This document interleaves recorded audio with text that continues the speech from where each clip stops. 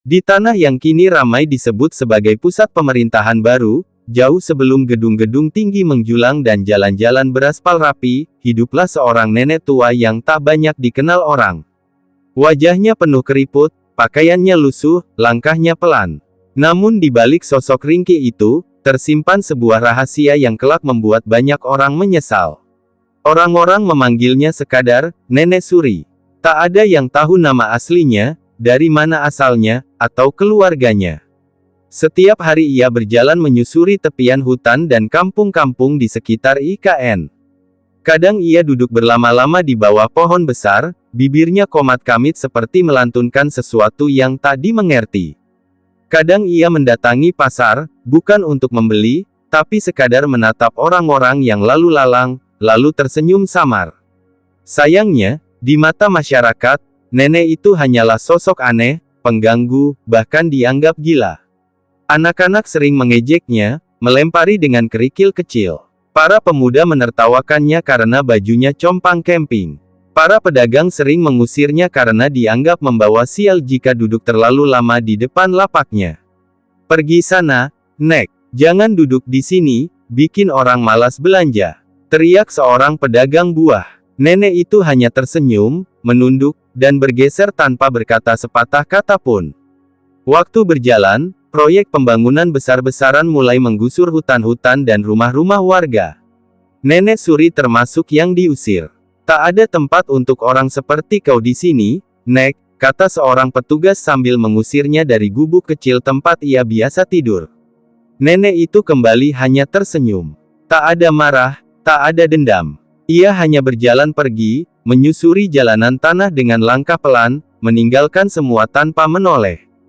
Hari demi hari, orang-orang lupa akan kehadirannya. Hingga suatu pagi, kabar mengejutkan menyebar, Nenek Suri ditemukan wafat di sebuah surau tua, di pojok desa yang hampir tak pernah dipakai lagi. Tubuhnya terbaring tenang, seolah sedang tidur panjang. Tak ada tanda sakit, tak ada luka. Wajahnya tampak berseri, seakan ia sedang tersenyum. Ketika kabar itu tersebar, sesuatu yang tak masuk akal mulai terjadi. Langit yang sejak lama cerah mendadak mendung gelap. Angin bertiup kencang, dedaunan beterbangan. Beberapa orang bersaksi bahwa mereka mendengar lantunan ayat suci yang bergema dari surau itu, padahal tak ada pengeras suara di sana. Seorang ibu yang berani masuk pertama kali bersaksi, "Aku melihat cahaya lembut memancar dari tubuhnya, seperti cahaya bulan, hangat tapi menusuk hati." Warga yang dulu sering mencemooh dan menghinanya mendadak tersentak. Mereka berbondong-bondong datang, entah karena penasaran atau karena merasa bersalah. Surau kecil yang biasanya sepi kini penuh sesak.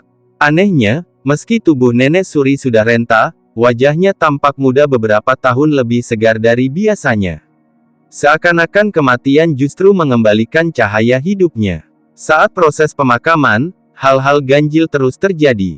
Ketika jenazah diangkat, tubuhnya terasa ringan sekali, seperti tak berbobot. Seorang pemuda yang pernah menghinanya terisak sambil berkata, "Ya Allah, mungkin nenek ini walimu yang kami abaikan." Yang lebih menggetarkan, tanah pemakaman yang semula keras dan kering mendadak gembur, harum, dan mudah digali. Dari liang lahat tercium aroma wangi yang tak bisa dijelaskan. Orang-orang menangis, banyak yang sujud memohon ampun karena merasa telah berbuat zalim kepada nenek tua itu. Hari-hari setelah wafatnya, kejadian aneh semakin nyata. Beberapa warga yang pernah berlaku buruk terhadapnya mendapat teguran lewat mimpi. Dalam tidur, mereka melihat Nenek Suri tersenyum, hanya berkata singkat, "Jagalah adabmu, karena siapapun bisa jadi kekasih Allah." Ada juga yang tiba-tiba jatuh sakit hingga mereka bertobat, lalu pulih setelah menziarahi kuburnya.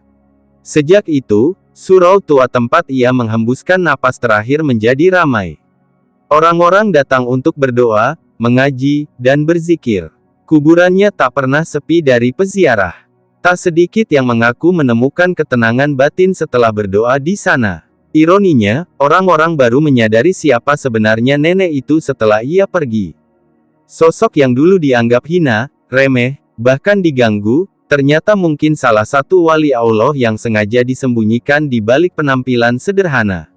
Sebab begitulah rahasia Allah, sering kali kekasihnya hadir bukan dalam rupa yang kita agungkan, melainkan dalam wujud yang kita remehkan. Kini, setiap kali angin sore berhembus di sekitar IKN, orang-orang teringat pada senyum tipis nenek tua itu. Senyum yang dulu mereka abaikan, namun kini menyisakan penyesalan mendalam.